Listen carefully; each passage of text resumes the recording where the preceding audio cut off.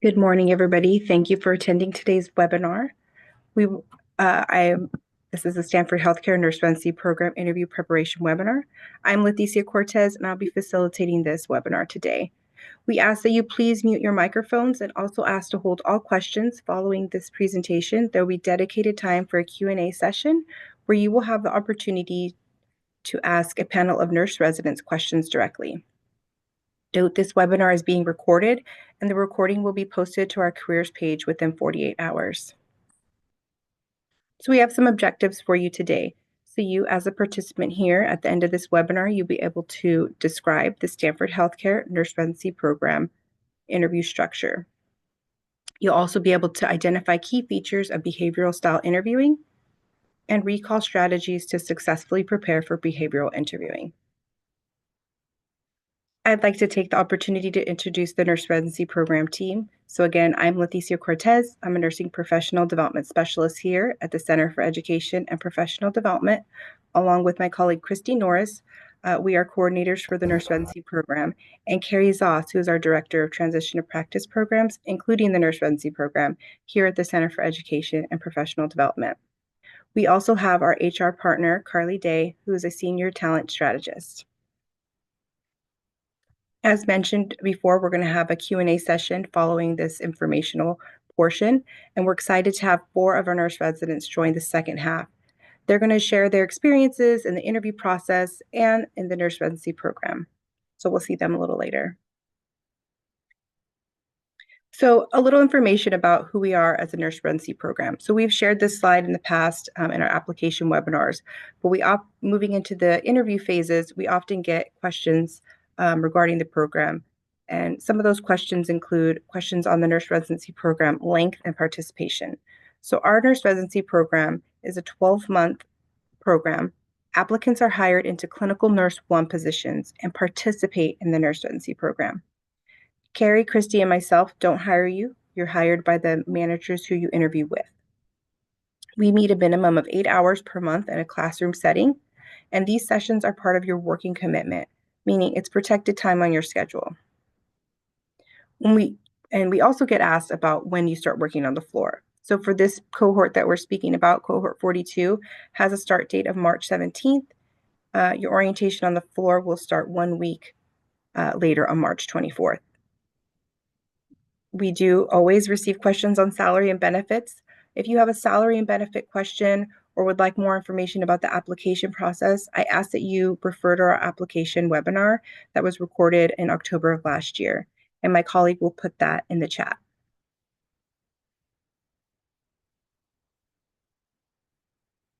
So I'd like to visit the cohort timeline to recap of where we've been and take a look forward. So applications for cohort 42 were open and posted from October 21st to November 3rd. Panel interview offers began going out last week. The offers are being released in a rolling sequence, meaning batches go out to selected candidates. There's time allotted for response or to accept or decline the invite, and then that closes, and then we send out another batch. Interviews are still currently being released and can continue as late as January 24th. Panel interviews will begin January 27th through the 31st. And unit level interviews will follow during the week of February 3rd, with final offers going out to HR by February 7th. This cohort will have a start date of March 17th. A key date to note on this timeline is February 14th. If an offer is extended to you, you must have your California RN license by February 14th. So that means in hand, it's posted on the board, it's not pending, it's posted, and it's official. Should you not meet that deadline, your job offer will be rescinded, and you're welcome to apply to cohort 43 should you still meet the requirements. I want to have an overview of the panels that will be occurring. So we have the panels listed here. Some have multiple panels, some have a little bit less. I have listed here the units that are participating and then the dates that they'll be occurring. So we have surgical panel 1. Participating will be neurosurgery, orthopedics, trauma, and general surgery occurring on January 29th. Surgical panel 2 will have hepatobiliary and minimally invasive surgery, hepatology, nephrology, liver and abdominal, urology, and colorectal surgery, again on the 29th of January. Surgical panel 3 will have cardio and thoracic surgery, heart and lung transplant, and LVAD. And that'll occur on January 30th. Surgical panel 4 includes general surgery, gynecological surgery, ENT, plastics, and chronic pain. And that occurs on January 29th. Moving to our medicine panels, medicine panel 1 consists of general medicine, and it will occur on January 29th. Medicine panel 2 will have general medicine and observation, and that'll occur on the 28th of January. Medicine panel 3, cardiac medicine, vascular, and pulmonary hypertension on January 29th. Medicine panel 4 will have neurology, stroke, epilepsy, and advanced lung disease, and that'll occur on January 27th. Moving to oncology, oncology panel 1 will have oncology and hematology, January 28th, and oncology panel 2 will have BMT, hematology, and cancer cellular therapy occurring on the 29th.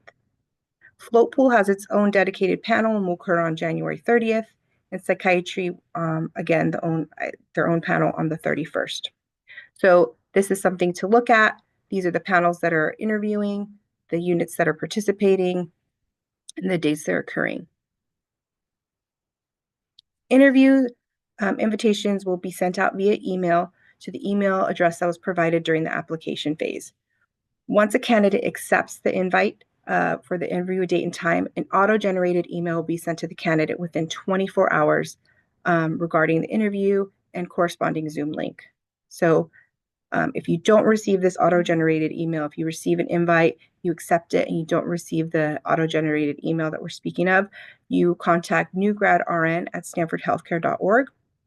And following panel interviews, unit level interviews will be scheduled. And those are the discretion of the hiring manager. So there's no estimated date or date for those right now. Unit level interviews will be completed with final offers made to Human Resources by February 7th. Thing to note here is that sometimes emails the emails that are sent can get sent and stuck in junk or spam. So be sure that you're checking those. And then when you receive the Zoom link for the interview, don't share this link. Like we just shared in the slide above, there's multiple interviews, panels going on. Every so many hours, there's a new panel starting, and each link is unique to the panel that is occurring. So sharing this link, even though there's the same panel, sharing the link won't be correct. So we just want to make sure you're checking those spam folders. And then when you get a link, you don't share the link because they're unique to the panel that you're on and the time, sorry.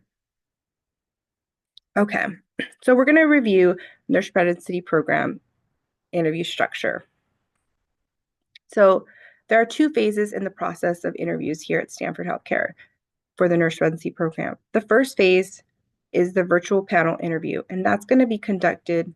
First phase is the panel interview, and that's going to be conducted via Zoom. These interviews last approximately 1 hour in length.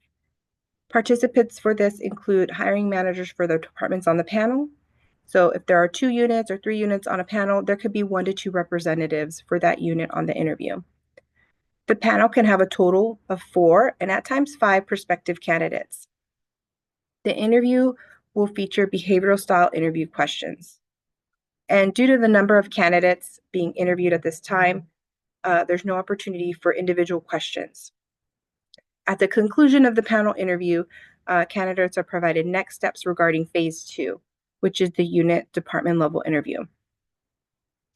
If a manager would like to invite a candidate to a unit or department level interview, the candidate will be called by the hiring manager, and these interviews will be in person. There may be additional staff on this phase of interviews, and that may include maybe assistant patient care managers, unit educators, clinical nurse specialists, and maybe unit staff.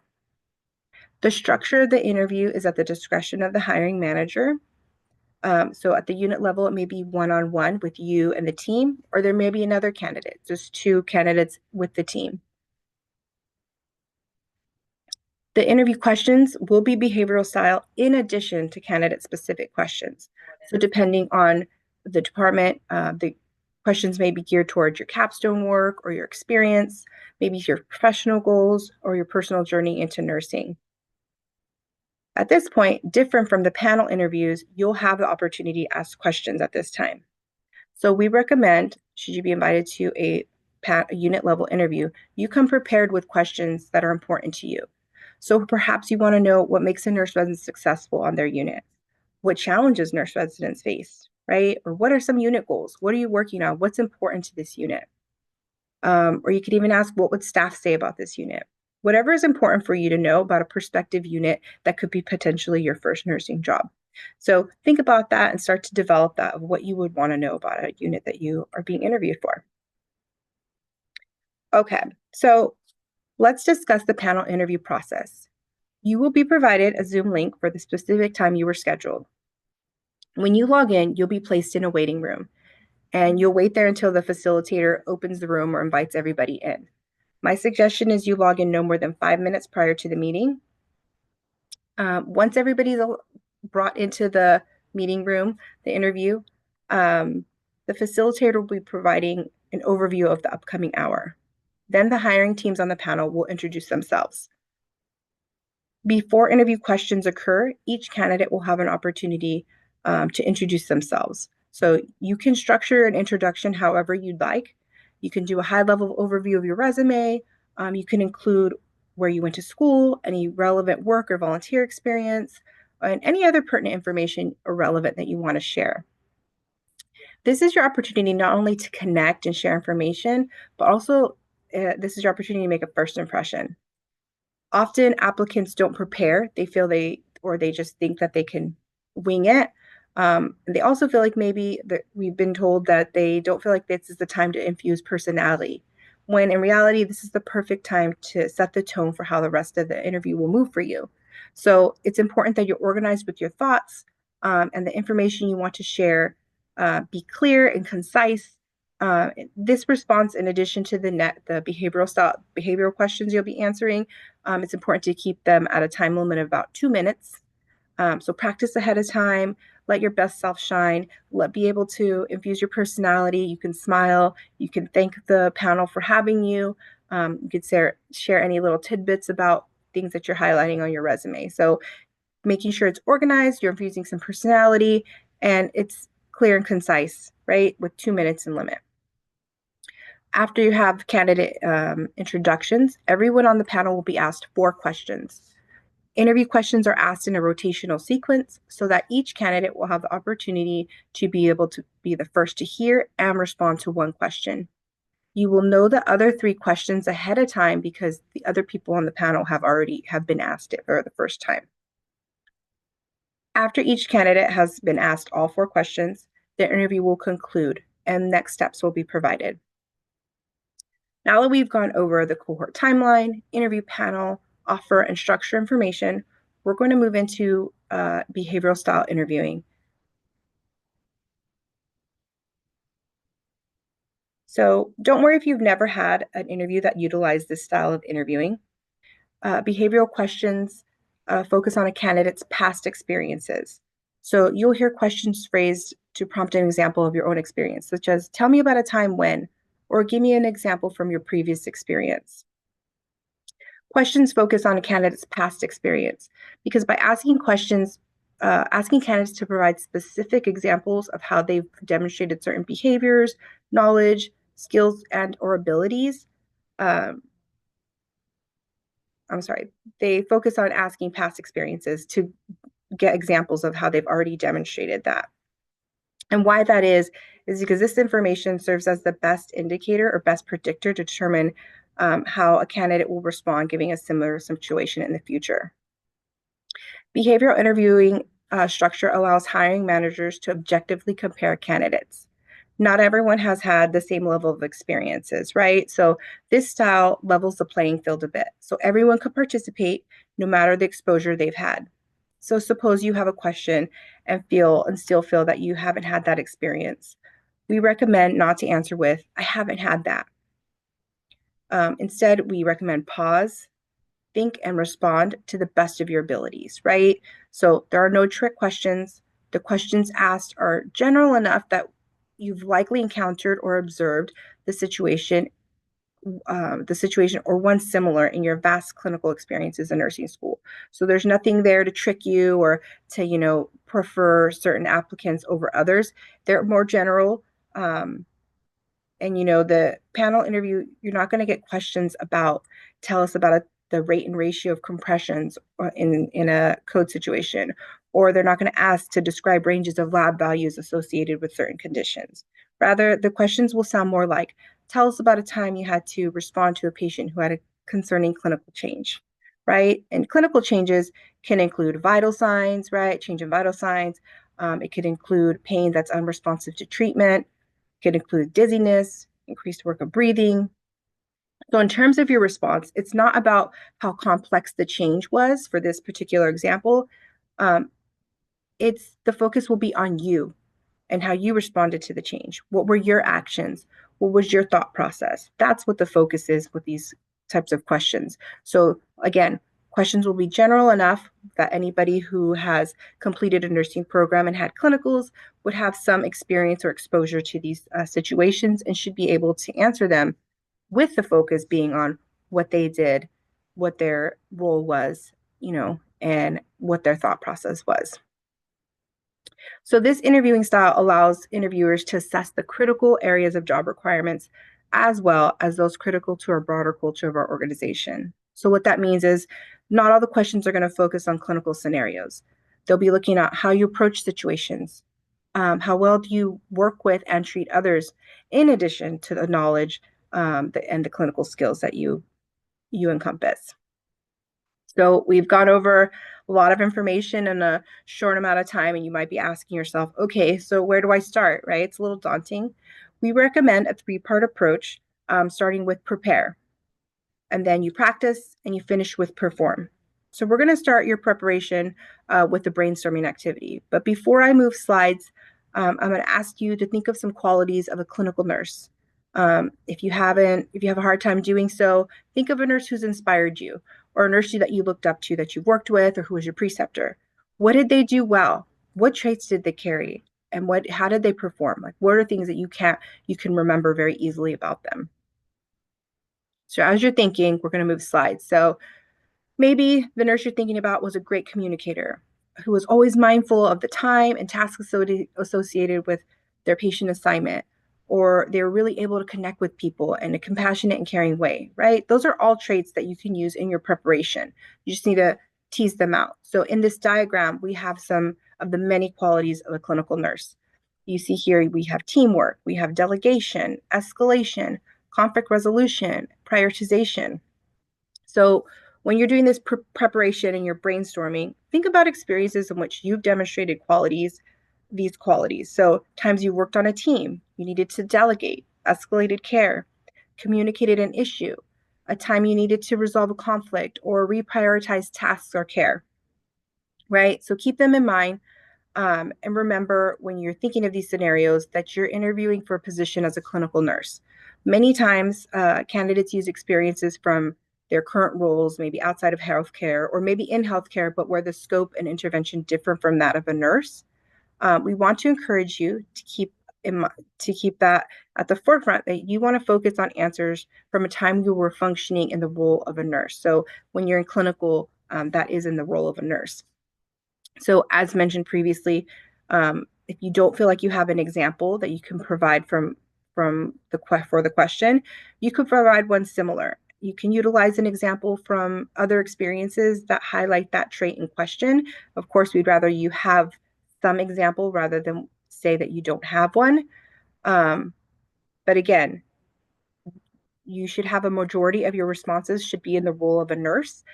If not, the panel will see you in the light of the role that you are mentioning more often than that of your clinical nursing experience. Remember, you're applying to be a clinical nurse, so you want to highlight that.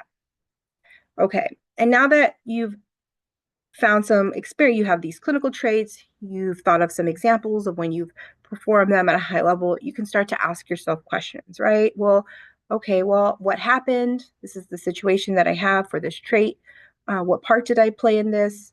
How did I respond to the situation? What was the actions that I took? And then ultimately, what was the outcome? So after you've developed that, you're going to organize the stories in a format that you can easily recite in an interview.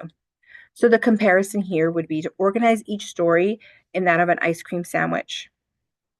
You can have the cookies on the top and the bottom, and the ice cream in the middle. So starting with the top cookie would be what happened. So you're setting the scene. The ice cream center is the star of the show and is what is being assessed in an interview. So that includes what part did you play? How did you respond? What were the actions that you took? And then you round out the story with the outcome. What was the outcome? Or if the prompt includes what did you learn? Those types of things is what you want to include for the bottom layer. So if we had an example and you want to say, tell us about a time you provided compassionate care to a patient during your clinical rotation. So you start with the top cookie. What happened? So you set the scene. During my med-surg clinical rotation, I was taking care of a patient who didn't want to participate in therapy. Okay, and then we move on to the ice cream center. So what part did you play? You were the primary nurse, and then you begin to ask yourself more questions as, okay, as the primary nurse, how did you move the situation forward? How did you solve the problem? How did you demonstrate compassionate care? And how did you respond to the situation? So you may have identified that the patient was withdrawn, and that was reported as a change, that she was normally more active and active participant in her care. So you gathered more information by sitting and talking with the patient, and you discovered that she was missing her granddaughter's college graduation and was pretty upset about it. So again, now here we go. What was your actions? What did you do? So you communicated with your preceptor regarding the situation and laid out a plan for this patient. You felt you wanted to support this patient, so you sat with them, heard her out. You took a collaborative team approach and spoke to the chaplain to coordinate a visit while you were with your other patients. And then you coordinated some time to talk with the family, and you wanted to see if there was a live stream available, maybe something that your patient wasn't aware of. And maybe that you can access from the room, or maybe there was an iPad or she had a phone that she could access through. So in the conversation, you confirmed the family planned to visit after the graduation. So that was great. They wanted to integrate her as well. So you helped the patient make a card for her granddaughter, and you arranged for them to have some time together in maybe a unit conference room, or maybe you got an outside approval that the patient can go outside to spend time outside with their family. So really just think about how you demonstrated these actions instead of just labeling or stating what you did. Oh, I provided compassionate care, or I coordinated. Really walk the panel through your thoughts and your actions when appropriate. We don't want to hear the whole thought process, but things that are pertinent to what made you choose a critical action in this story. Really share that thought process, and that's what prompted you to think a certain way or act a little faster than usual because you were seeing an end in mind, right? So you don't need an over the top example to demonstrate your abilities at a high level, right? So this one is pretty simple. You noticed the patient was participating.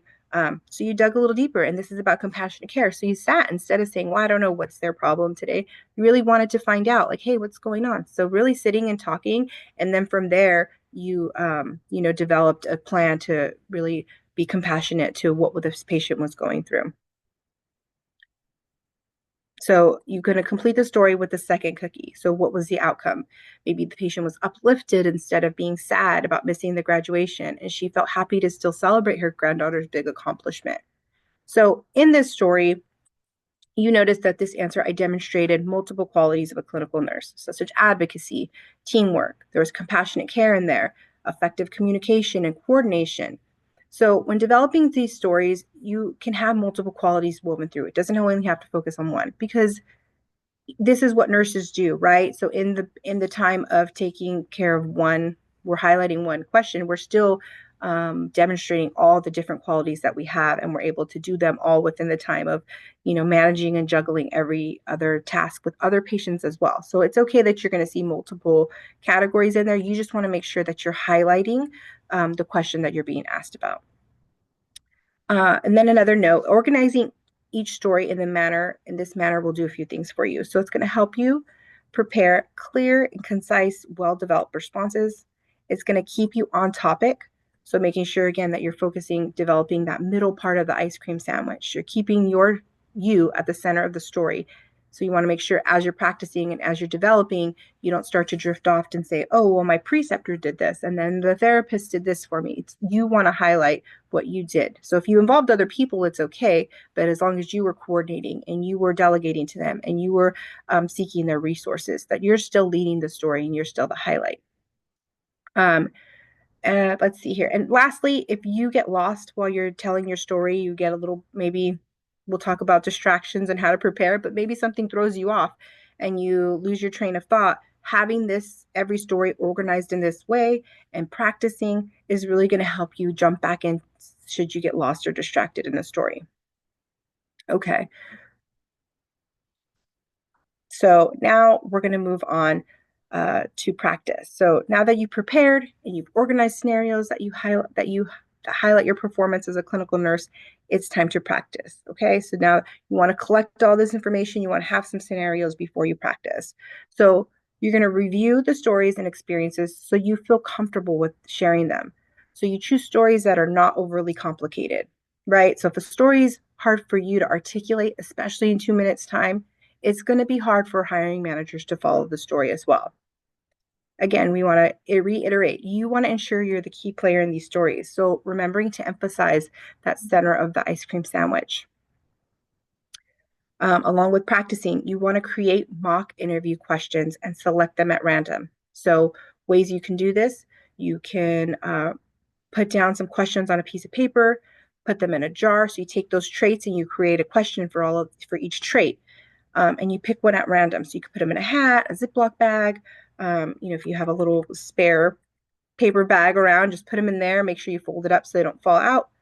And then you refer to those clinical traits, such as advocacy. So you want to write a question down like, tell me about a time you advocated on behalf of a patient. If you were going to ask about teamwork was the trait that came up. Tell me about a time you worked on a high functioning team, or the reverse. Tell me about a time you worked on a team that wasn't functioning. Compassionate care, the example we just gave. Tell me about a time you provided compassionate care. So you're going to formulate these questions here. You're going to take them, put them in a bag, pull them out random, and practice your responses. And you can do this almost anywhere.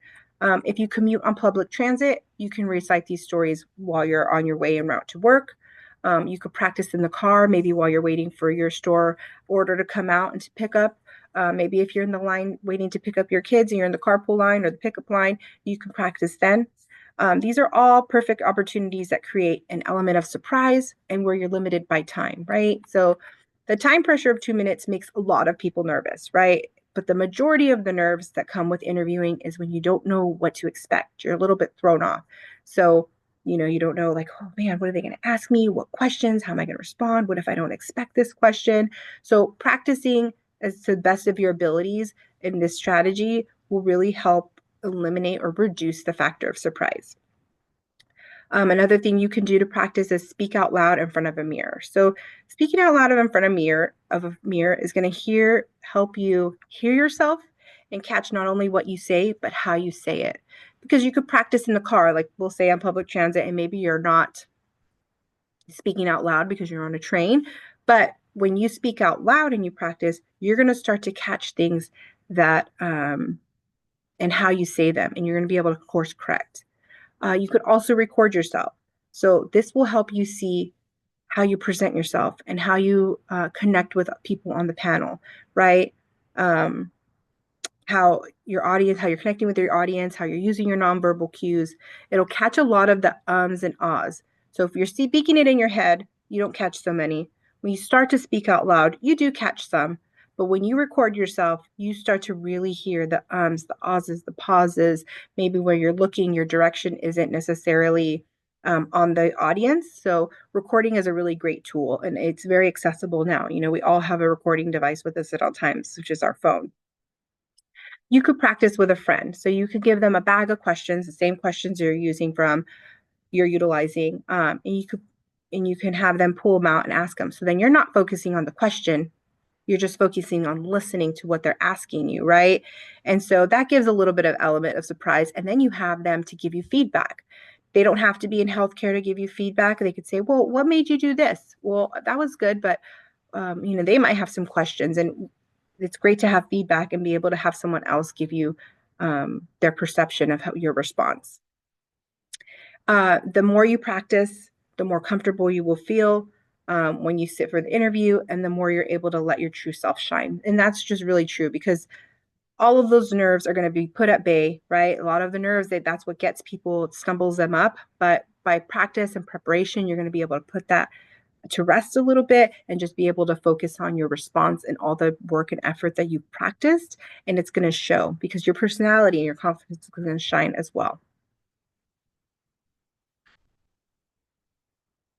Okay, so to perform, this is our last segment of our strategy, or three-phase or three-part approach. So you've prepared, you've practiced, and now you're going to perform. So when you're getting ready to interview, you're going to want to position yourself in a comfortable and quiet space. So you want to ensure proper lighting. And depending on the room and the time of day, the lighting might not be optimal. So you don't want to be doing that the day of. So there's a little bit of pre-work in this performance stage, where you're going to want to determine, are you going to want to use a certain wall in your house? Is that going to be appropriate? Or are you going to want to use a virtual background? And how does that work? Is that accessible all the time? You don't want to leave that to the day of. You're going to want to limit distractions. So if you're able to, right? But if you have family that lives with you, make them aware. Make sure they're aware that you're going to be at an interview at a certain time. So maybe don't have a party, don't have the power drills coming out, anything, maybe the kids are taken care of, maybe taken for a walk. And this also includes our fur friends, right? So if they like to make appearances, or they don't like inattention from anyone, make accommodations for them as well, right? So you don't want them to be interrupting the interview as well. If you have landscapers, be sure you're in an area that you can't hear the noise. So be in a room that the noise doesn't travel to. You want to ensure that you have a charged device. So this is really important. It is January. We've had storms during people who were experiencing storms and power outages during their panel interview. So luckily they had a backup power and a hotspot. So you want to make sure that if weather persists any challenges, that you're somewhat prepared for that as well. You want to wear professional attire. So just because it's virtual doesn't mean that you don't want to present yourself in the most professional way that you can. So again, wearing professional attire, just as if you were to come to an in-person interview. You want to listen carefully to each question and ask for questions to be repeated if needed, or if you need clarification. So it's really important, especially when you're nervous. Maybe you might be zoning out, and you might have heard the question before, and you're listening to the person ask the question, but maybe you were expecting a different question, right? So you just really want to listen. If you catch yourself that you didn't fully get the prompt, ask for clarification. It's okay. Uh, don't answer the question until you fully understand what is being asked. And like we've showed you, questions usually have multiple components. So listen carefully to all those components. Make sure you hear what they're being asked. Make sure you're got all the components down. You could feel free to have a little note paper and write down the question, in like short form, if needed to jot your memory, but don't read questions, don't read responses. You could use your notes as memory joggers or memory jotters, but not as response transcripts, right? So we've had people who have interviewed, and it's very obvious when they're reading, and it doesn't come across as genuine. And like we've shared in here a few times, it's very important for you to let yourself shine and let your personality through, and that's okay. It's even okay to be nervous and you get thrown off, and that just shows that you care and that you want to perform really well. But reading doesn't translate the same. It's very rehearsed. You're not engaged with the people in the panel, so you really want to make sure that you're not reading off of any notes or any uh, things that you have down. You want to slow down. So don't rush your answers, right? I think the time limit gets to people where they're like, oh my gosh, where am I at? If you have a little clock near you, if you notice that makes you nervous, shut it away. Or if the clock helps keep you on track because you've been practicing with the clock, that's okay too. But you don't want to rush. I think when people don't know how much time has passed, they start to rush, or they're nervous, they talk fast. Um, Rushing will aid your preparation right out the window. So just be mindful of your responses before you start speaking. You could take a deep breath before you start, and then let yourself go. It makes a world of difference just to pace yourself. You feel those nerves, just try to take a deep breath and then start. If you're nervous, you could just simply remember this is a conversation to get to know you better. So to remember to breathe, you want to interact with the panel, show them your personality. Remember, it's both what you say and how you say it, right? So you just want to make sure that you're interacting and that you're engaged and that you're not necessarily just focused on the response. You're really trying to show yourself as well. Okay, so we're going to go over some examples of behavioral style interview questions. So really, when we're reading these questions, we're going to be thinking like, what are they asking, right? We're, again, listening. What else can I share to add depth and highlight my part of the story? So um, we'll have here, tell us about a time during your clinical rotation when when you needed to escalate a clinical concern. What happened? Who did you escalate to? And what was the outcome? So in this response, you could maybe use the example of you had to escalate that the pain treatment for a patient was no longer responsive to treatment. So you can start to share what happened. You know, you were taking care of a patient for pain control.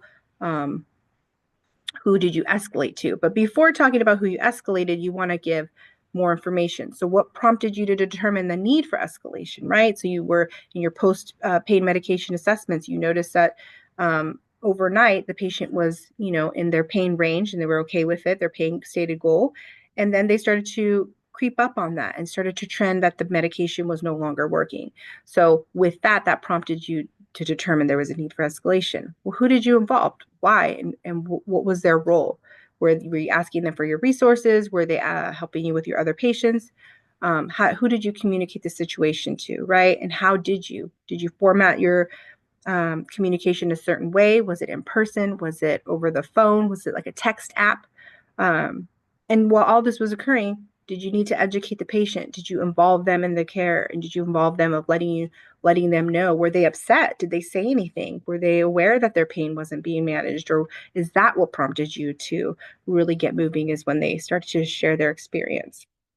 So again, there are three components to this question. What happened? Who did you escalate to? And what was the outcome?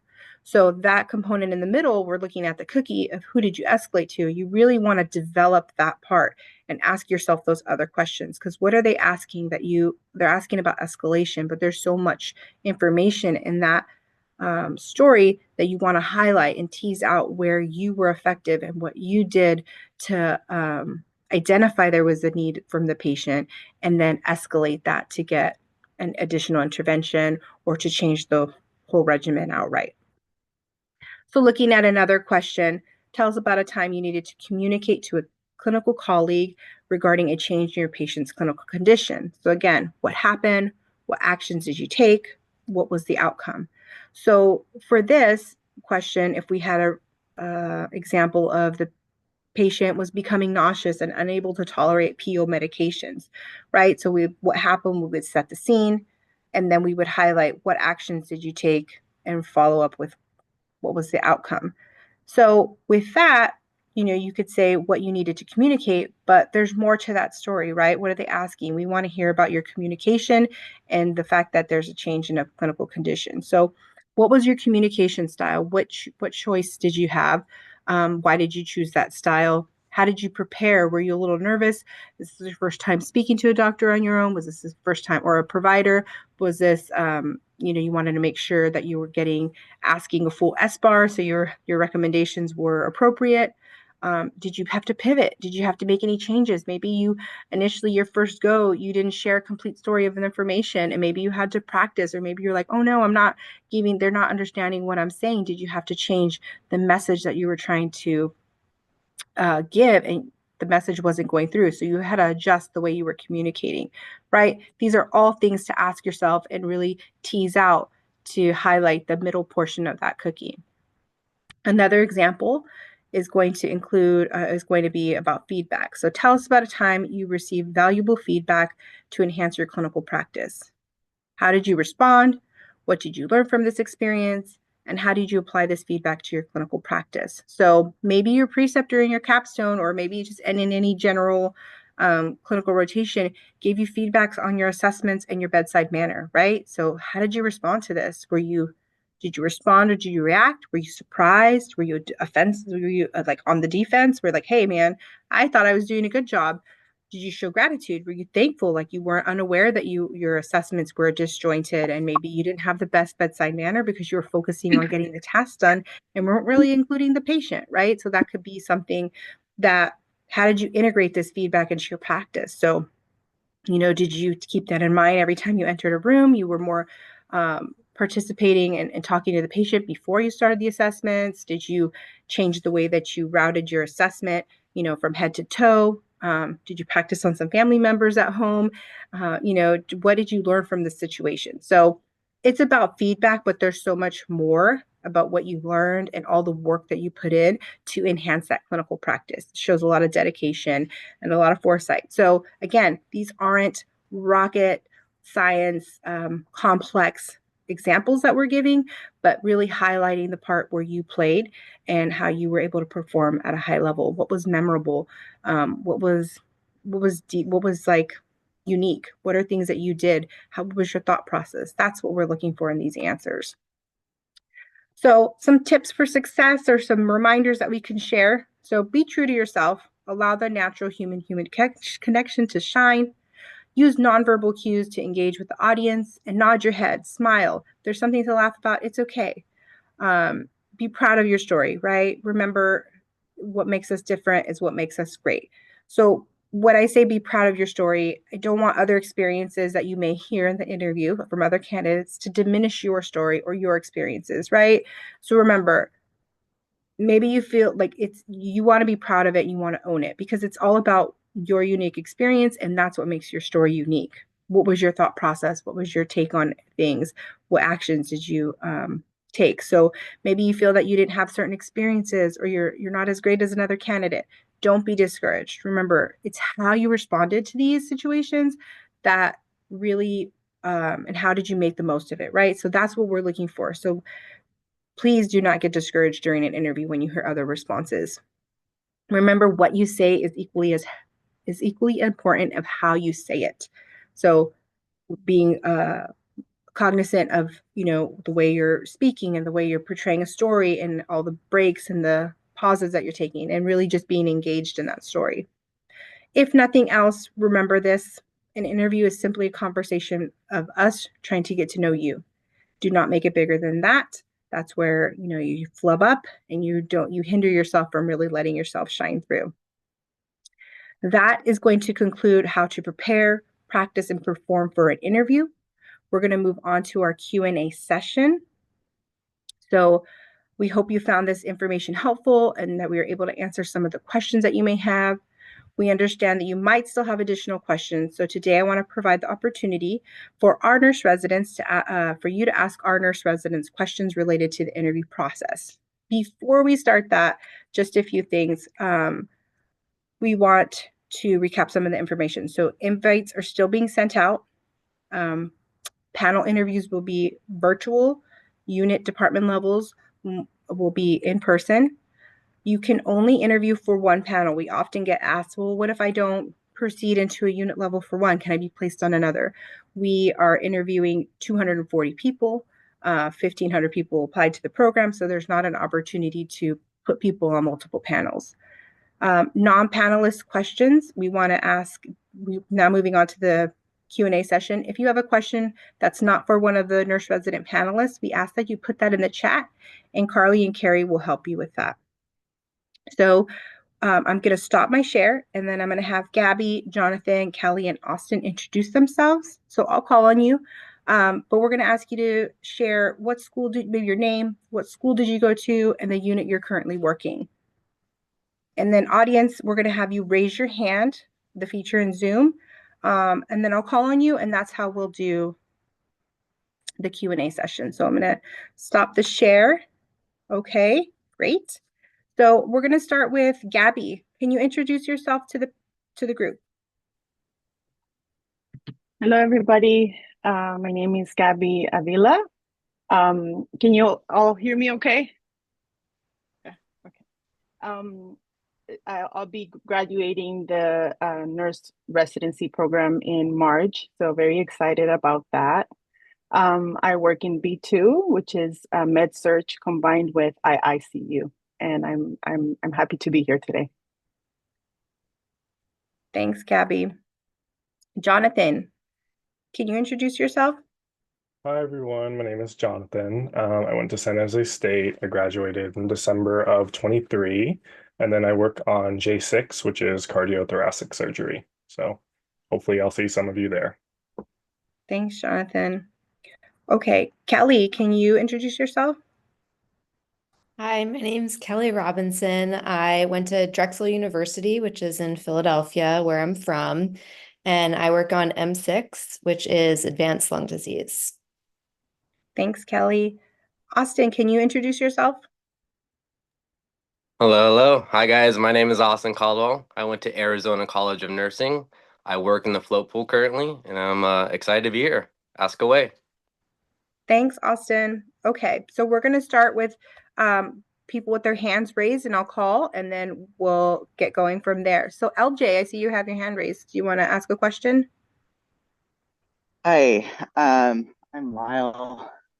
I applied for the surgical department, and I was just wondering what would be I guess, what would be included in a good introduction, as well as how much can we personally share about how our personal experiences have affected our nursing practice? Okay, let's see. Jonathan, do you want to share that one? Yeah, I think that's a really good question, actually. At least for my introduction, I basically just described what school I went to, why I got into nursing. I had a preceptorship at Stanford on J5, so I also shared my experience there and kind of like some of the things that I noticed about Stanford on that unit that made me realize like this was a really good hospital and it was a place I wanted to be at. And I kept it to basically like under 2 minutes. So that would be what I would Awesome. go towards. But yeah. Thanks, Jonathan. Yeah, I agree. The 2 minutes, you could include so much, but you want to really highlight. And I think what you described is a really good way to go.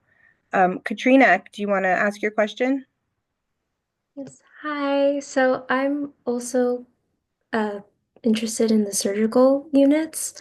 So I think just my question and this could also apply, I guess, to any of the units as well, but um, what, I guess, like, in terms of the behavioral style questions, what would you say would help us in terms of like besides the advice that we were given? If let's say we feel like our experience wasn't as strong enough in this factor, how did you personally approach it when you were interviewed for Okay. Kelly, do you want to answer that question?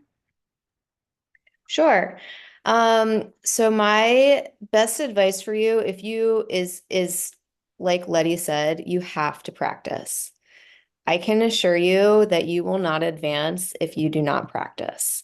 I think it's the most important part of this interview process, the way it's set up. I think that even if you don't have a story that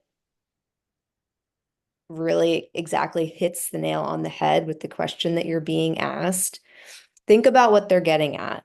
Think about what of the Stanford competencies they're asking. Like, what are they trying to learn about you? What are they trying to learn about you as a nurse, about your style of work? And choose a story that illustrates that answer. So what I did when I prepared was I think it was between 12 to 15 stories. And I made sure they were all 2 minutes. And the way I made sure of that is I timed myself and I practiced. Um, I'm someone that can talk. So for me, like I also interviewed, I got the job my second time interviewing. The first time I interviewed, I didn't time myself. I was over the 2 minutes because I was telling a story and talking. And they said to me, you need to keep your answers within 2 minutes. So it's an important part of the interview. They want to learn that you can prepare and that you can follow directions. So I would just say to make sure you kind of have your set of stories that show your best self and illustrate the core competencies of being a nurse and the tenets that Stanford feels are important and that they want to know that you can carry out those core competencies and change your answer as you need to fit the question that they're asking. Thanks, Kelly. Okay, Felicia. Hi there. Thanks to everyone who came today to talk to us. My question is for any of the nurse residents. I just want to know what your favorite part about the nurse residency program was. Gabby, do you want to answer that? Maybe Gabby and Austin? Sure. Honestly, I think my favorite part is that we have a very structured program. I feel like the combination of having, our education sessions, clinical practice, and then the seminars, just the whole combination makes everything very structured. And so I feel like we are very supported in transitioning, from a new grad into a practicing nurse. For me, that's been my favorite thing. Thanks, Gabby. What about you, Austin? Yeah, great question. I would say honestly, just building relationships with everyone, just from the preceptors. I'm in the float pool personally, so I go to like 33 or 34 different acute care units. So just building relationships with everyone and just kind of like picking at their brains and getting to know like, a little bit about each unit and just picking their brains and just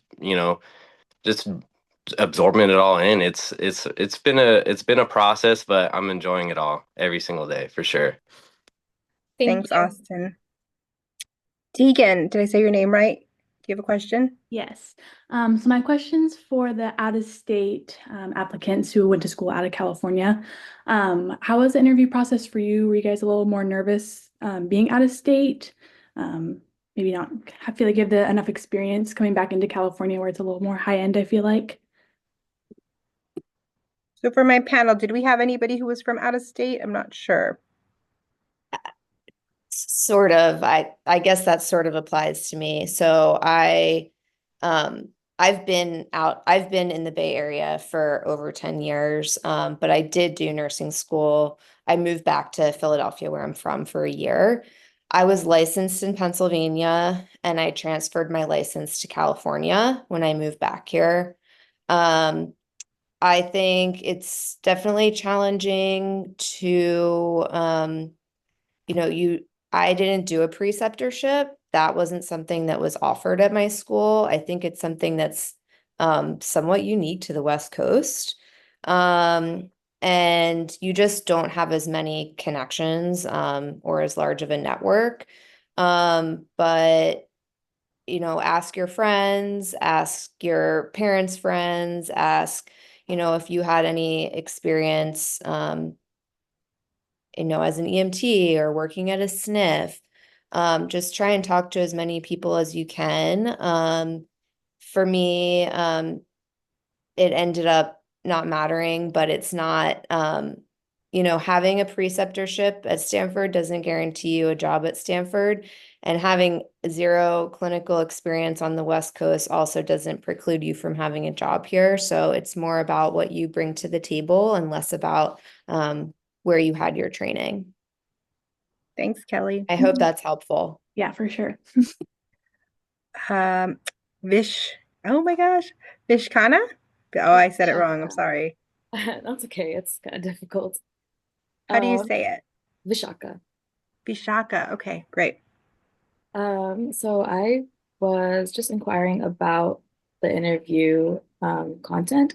So let's say I was like as a part of the panel, someone else had a very similar experience or they learned like a similar thing that I was prepared to say.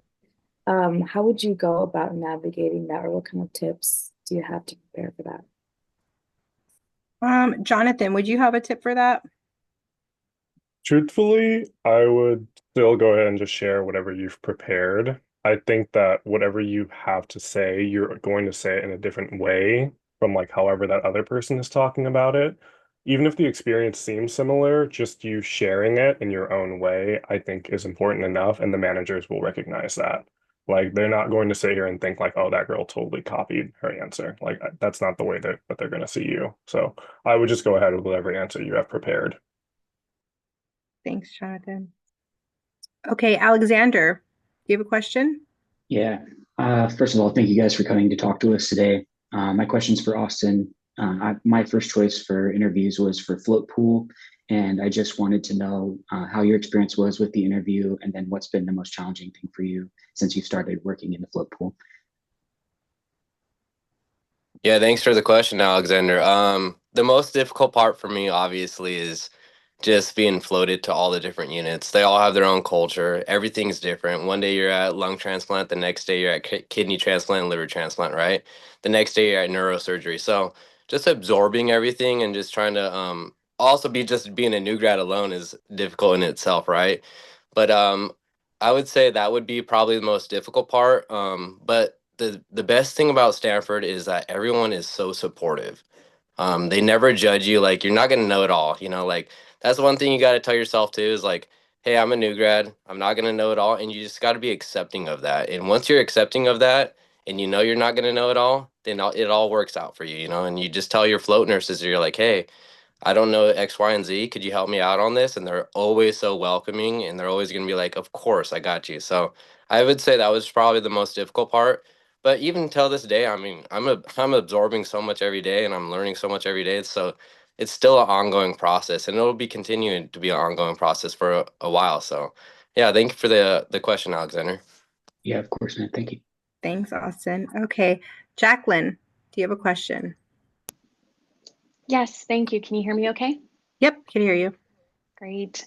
So for our current nurses that are here with us, what is a question that you asked during your interview that you learned the most from that really helped you decide which team you really wanted to be on, or just learned something in general that you would share with us?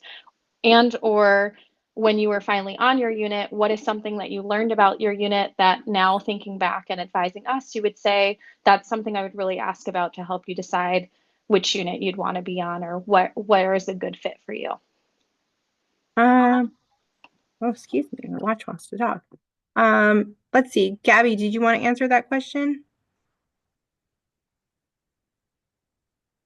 I think something you would want to ask about is like I work in a very fast-paced unit.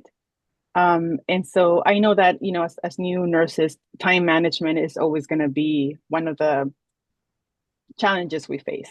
But I think knowing how fast-paced the unit is can be one of the things that you might want to ask about. Just to you know, so you're more mentally prepared. But yeah, and just, you know, just ask about the unit culture, because you do want to feel supported. And as I think Austin was the one that mentioned, great thing about Stanford is that everyone is very supportive and just willing to help. So you know. Thanks, Gabby. That's a good response.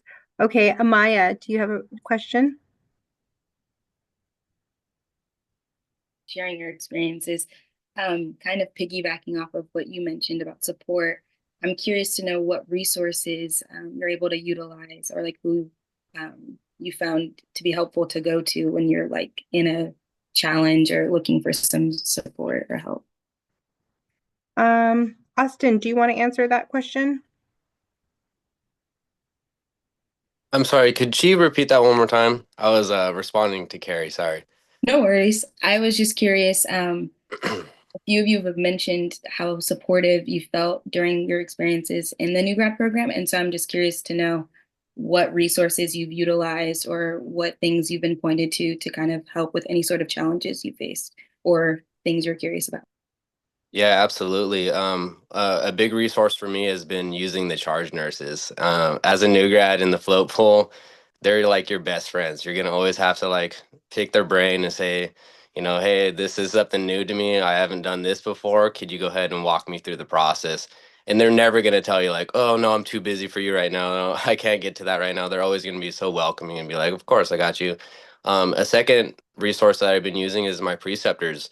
They're always available. If I'll go onto the phone and I'll see who's working that shift, and I'll like see, oh, this preceptor is working that shift. I'm gonna text them really quick, and I'll just reach out to them. And it might be something super simple, you know, and they'll be like, yeah, here, this is the response, right? And then thirdly, the float pool management has been absolutely amazing. They've been so supportive. Any questions I have, any education I feel like I could like work on or anything like that, they'll even host like a unit education day for me, and then they'll invite others to join in on that.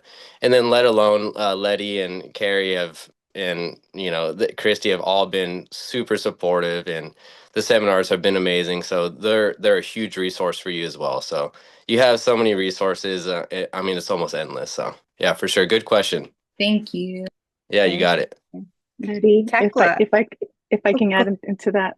Sure, Gabby. And we also have mentors assigned to your unit, and they're always like checking in on you. You know, we have meetings with our managers, and so they're always just trying to see how you're doing, you know, how you're feeling about your progress, and you know, so that's another resource. Yeah, I just wanted to mention that. Thank you. Thanks, Gabby. Well, I'll ask Jonathan and Kelly, do you want to add to anything with that one? I was gonna Related. actually, Oh, sorry, you go first. okay. I was gonna say the same thing as Gabby. I guess, yeah, it's the unit mentor. Is that who Jackie Brenchick? Is Oh, that she's her our title? NPDS. Yeah, she's your, yeah. Okay, so yeah, so there's tons of resources, and the reality is you're not going to click with everybody. But that's what is great about there being so many options. It's not like you have one person that's assigned to you, and if um you can obviously go to any of these people for support, but there's some people like for me, like uh going to the nurse residency program, I get a lot of support from the other residents, and from the coordinators as well. And then I've also connected with Jackie really well. She's just someone that I feel comfortable talking to. So there's like many different levels. There are your peers on the floor, there are your leaders on the floor. So your unit educator, your resource nurses, your assistant patient care managers, and then there's the nurse residency program itself, and then there's all of the supports around that. So the mentorships that we do within the nurse residency program, and then the CEPD person that's assigned to you. So you can kind of like, there's tons to choose from, tons. Thanks, Kelly. Jonathan, do you want to add? Yeah, I definitely agree with Kelly. I think it kind of depends on who you click with. I'm very lucky. My unit is very friendly, so I think it's pretty easy for me to talk to most of the people in my unit. But if to really think about it, I would say charge nurse is always a good person to talk to, like when you're like in the middle of your shift. My unit educator was someone I ended up connecting really well with. She was also at my interview, so she knows me quite well. We have a great working relationship now, and I go to her like whenever I feel really overwhelmed, or like if I have a really bad shift, like I might text her or one of my former preceptors, like, hey, like I had a bad day, like can we talk about it? And I would say like they're really, really helpful. And I actually just got floated the other night, like for my first time, and I got to talk to a float pool RN. And I asked him like what has your experience been like at Stanford? And he actually said that like basically every unit is actually really, really nice, really supportive, like no matter where you go. That is universal across the hospital. Everyone is really nice. So yeah, going to a good hospital for sure. Thanks, Maybe Jonathan. it's Thanks, nice to everyone. hear all the resources. Thanks, Amaya, for your question. Before I move to the next question, I have a question from the chat that I want to ask the panelists. So this is for all four of you. What was the most challenging part of phase 1 and 2 of the interview process, and what suggestions do you have to overcome them? So talking about the unit level, the panel level, and then the unit department level. So what were the most challenging parts of it and how did you overcome it? I'll start. Okay. So, for phase one, like I mentioned before, I had an offer extended after I was a second time applicant. I did not move past the panel interview the first time I was interviewed. So I got a panel interview, but not the unit level interview. Like I mentioned before, I think the most challenging thing for me was probably watching the recordings of myself. It's just really uncomfortable. I yeah, I wasn't in school during COVID, so I wasn't kind of used to seeing myself on camera, and that was another part of it. But I think that was the hardest part for me. I did get over it and found it helpful just to sort of really polish my answers and responses and polish my presentation. Um, that being said, I did work with my partner who kind of helped give me feedback because it's a little, you don't want to just stare yourself on the screen all day. For the panel or for the unit level interview, I think the most challenging part was the panel interview is very structured. It is very clear what's going to happen. It takes exactly an hour. You have 2 minutes to do your intro. There's 4 questions. You rotate through them. You have 2 minutes to answer, and then it's over. That's it. The unit level interview was a little bit more up in the air, which is how interviews traditionally are. So I would say the challenge for me was just kind of pivoting from like really being super focused on those like 2 minute answers and behavioral style questions, and then opening it up to a little bit more traditional style interview questions and preparing those, which you don't necessarily, the STAR method doesn't necessarily apply to them. So what are your strengths and weaknesses? Why do you want to work at Stanford? Why this unit? And so I think kind of making that shift was the biggest challenge for me. But it was almost a better format for me because like I said before, you get to kind of show more of your personality and it's more of a conversation, whereas the panel interview is much more structured. Thanks, Callie. We have a lot of people with hands up, so I just want to start moving through those questions. And I think that was encompassing. Tekla, can we get your question? Hi, can everybody hear me? Mm-hmm. I can hear you. Thank you so much for holding this panel and for all the panelists. It's been very informative. So my question real quickly is just for the panelists, looking back now that you're in the program, what kind of advice you have for being successful in the program, like once you're in? And if there's anything, if you have time to answer to what has been kind of the most challenging. This kind of piggybacks off of some of the other questions, but maybe just a little different.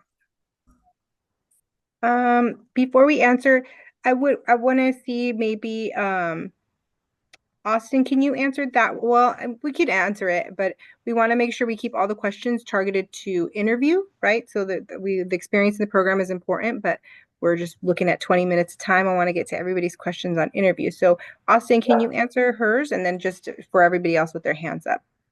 Yeah, I kind of touched on this earlier. I feel like the hardest thing for me was just the uncertainty going into your shift. In the float pool, you call in at 5:30, you start your shift at 6:45. So it was more of the uncertainty, but you got to rely on your skills and all your knowledge that you've gathered through nursing school, what you've gathered through your preceptorship, and then just remember that you have the support there for you. You can always make that quick phone call to your preceptor and they're going to have your back. That's one thing that's always had me to like push forward and keep moving forward, was that, just knowing that. And then just continuing your education, like take your ACLS class, take your PALS class, just continue your education and reach out to your unit educator if you feel like there's things that you're lacking or there's things that you could, touch up on. But that would be my best answer for you for sure. And that's what's made me be successful today was that I just reach out and I'm resourceful. That's the biggest thing. Thank you, Austin. Okay, Arvine, do you have a question? Yes, I did have a question. It was just regarding the interview process. I know we touched on it a little bit in this seminar, but I just wanted to know if the nurse residents had any tips on how they personally prepared for the interviews. Sure. Gabby, do you want to share? Sure. Yeah. So I really made sure to practice. I took notes, I attended a webinar just like this one. I went back, I rewatched it. I took notes on the most important areas. I jotted down all the stories, had like 20 plus pages of notes, you guys. And then I went back, I revised, made sure that they were within 2 minutes. Then I recorded myself. And something I can tell you is that it's very important how you deliver your stories, right? So you don't want to sound too rushed and you don't want to drag the story either. So practice. As Kelly was mentioning, it's very uncomfortable to hear your recordings, but that's how you're going to get better, So make sure you give yourselves enough days really to get everything down, practice, make sure you're within the 2 minutes. And then another thing is, please remember your new grads, your experience is limited. Don't be too harsh on yourselves. I remember that was one issue for me. I kept saying, but like, what if my story is not good enough? But now looking back, that's something I can tell you is that your experience is limited, and they know that.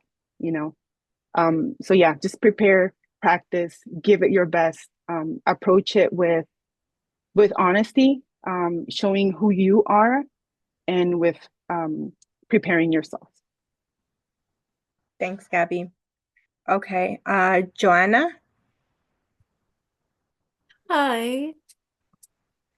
I wanted to ask for the behavioral style questions. I know sometimes they can be a two-parter or maybe a three-parter. It has multiple components. Does it come across as odd if we're jotting down, parts of the question just to make sure we hit our points? Because over Zoom, we would just be looking down and writing something down. So would it be better to not maybe do that or to, give somebody the warning saying, oh, I'm just jotting something down? Jonathan, do you want to answer that question? Yeah, I would say if you're just glancing down every now and then to like write something, like I wouldn't worry about it too much. Just don't be reading anything. Like trust me, the managers, they know when you read stuff. They can 100% tell, they will see it. They don't like that. Don't be that person.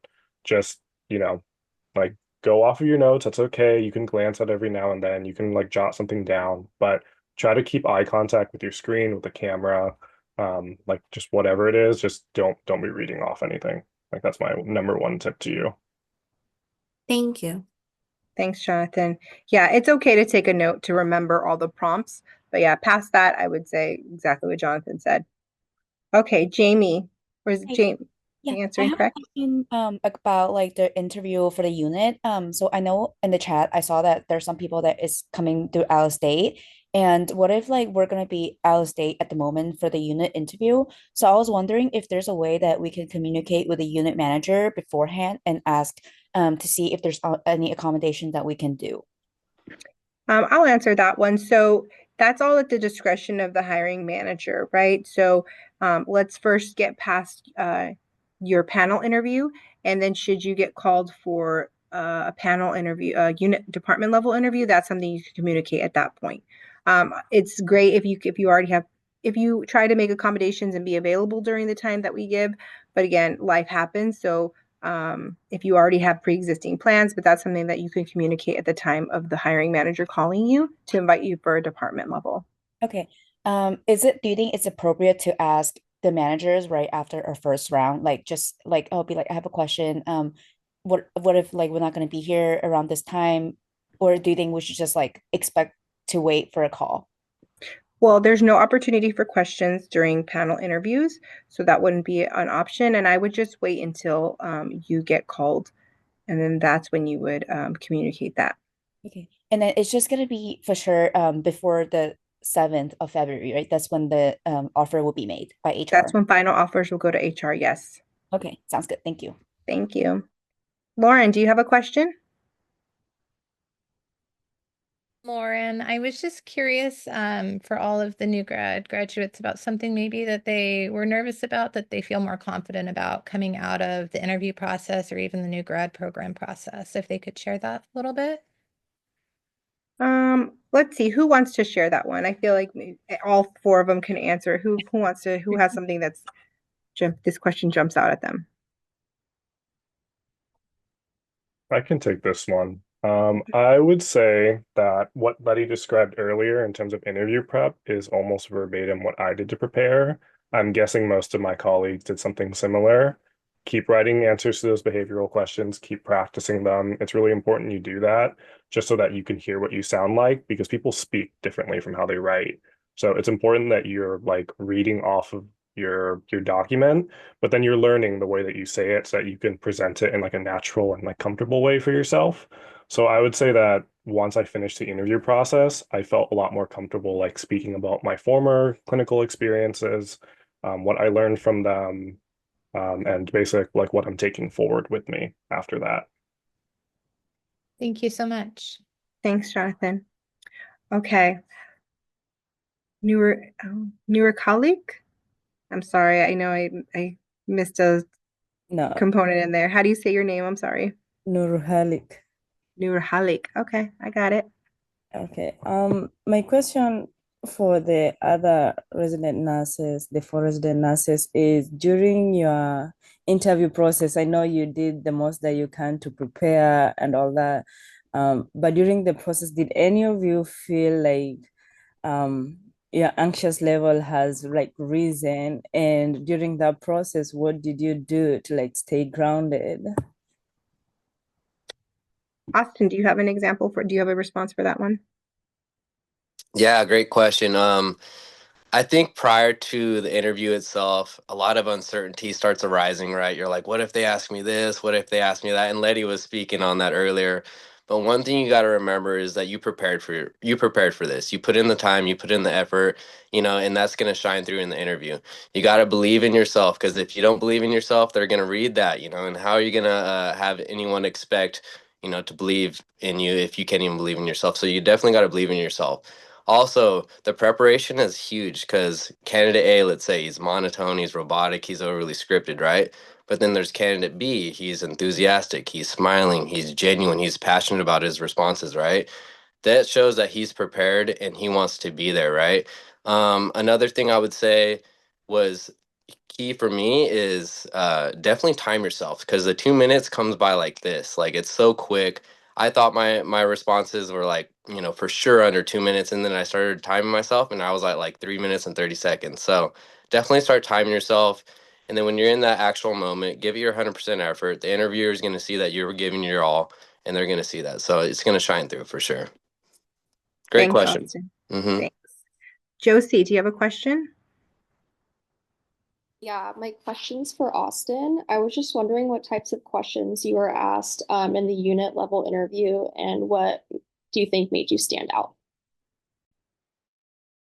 Yeah, I think for the unit level interview, I might have over prepared too much because it was actually very laid back. They just kind of wanted to get to know me, what my strengths and weaknesses were, kind of like my past jobs and career. Because prior to this, I was a firefighter, so I spoke on that, and then I told them like examples of, calls I would run as a firefighter, and they got to know me as a person versus like being so scripted. Like the panel interview is very scripted. Like it's like, all right, here's this, and then you go through the star method.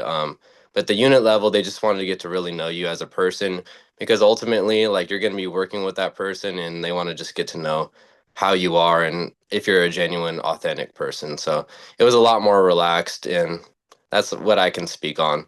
Like, I mean, one of the questions were like towards the end was like, if you were to be any appliance in the kitchen, what appliance would you be? And then you had to speak on that. And that threw me off. And I was like, oh, wow. But those are the kind of questions they want to know. So for sure. Good question. Thanks, Austin. Sarah, do you have a question? Hi, yes. I wanted to know if there was any like recommendations for websites or like influencers on YouTube that could help us prep for the interview better. I would say the best source of information is going to be our interview webinars. Quite honestly, I know there's a lot of people out there. I can't speak to them specifically, but I think all 4 of our candidates here today, or our residents here today, I'm sorry, they heavily resourced our career site. So call Carrie or Carly can put the link in the chat if you haven't visited. Our career site has all the critical dates. It has application webinars. It has our interview webinars, and we do them before each cycle. So I'll kind of plug our own site. I think that's the most information that you're going to get. I think I'll reference you that one. I could assure you'll get all the information you need from there. Okay, thank you. Thanks, Sarah. And then we have Chie. Did I say that right? Yeah, you did. I just was wondering for the panelists, like obviously we want to keep like our answers under 2 minutes and we can prepare as much as we can, but do you think there's anything other than being confident in your answers also during the interview process that made you specifically stand out? Or like if there was a moment during the interview process where you were like, oh, I think this is why I got the job, if that makes sense. Let's see, Kelly, do you want to answer that one? Sure. I think I worked really hard to make sure that even though I wanted to come across as professional, I also have a personality and I wanted that to come through. And I think, I mean, I don't want to say I was a personality hire, but I think that just like letting it come across what kind of nurse you're going to be, right? What kind of person you are. Are and just kind of being yourself. I know that's such a cliche answer, but I think that having your personality come through will show that you're comfortable where you are and that you feel deserving to be there, and that you're not scared to be at the interview. And I think that goes a long way. Thanks, Kelly. What about Jada? Do you have a question? So for the residents who graduated from an out-of-state nursing program, my question is that when you're answering or like integrating into your answers why Stanford, how did you prepare for that? Like, are you doing research on like Stanford Healthcare's values and then like how your nursing care aligns with that? Or like if you have Yeah. any other advice? Go to the Stanford website, read the mission statement. If you have a LinkedIn presence, reach out to people on LinkedIn, see if they're free for coffee. Learn as much as you can about Stanford, as much as you can about your unit. Speak to the specific unit. So for me, it was why Stanford, like why advanced lung disease. And I just learned as much as I could. And then I picked the parts of the aspect of the specific practice of lung disease and the parts of Stanford's mission statement that resonated with me, and just spent some time like reflecting and writing, and trying to craft answers that showed why I truly was a good fit and how I could, live the values that they're trying to live every day. Thanks, Kelly. Jason, do you have a question? Actually, my first question was actually already answered already, but I guess a follow-up would be, was there any feedback offered during the panel interview when you were like finished at all? Or was it kind of just like, thank you for your time? Yeah, the panel interviews are it's literally an hour. It's quick.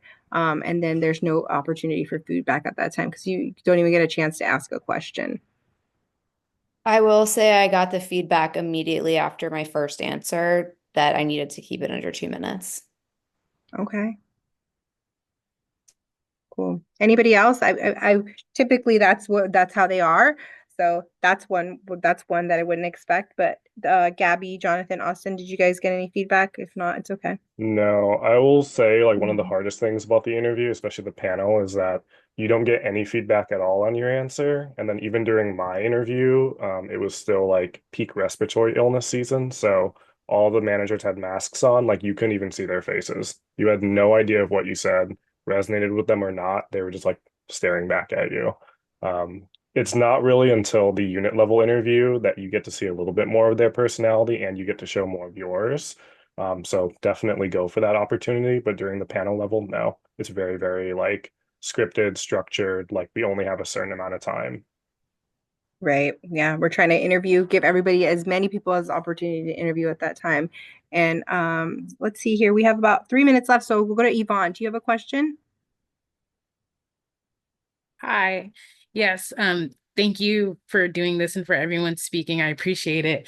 So one question I had was about, I guess, the time length, because I know we don't want to go over 2 minutes. So is there a time that's too little?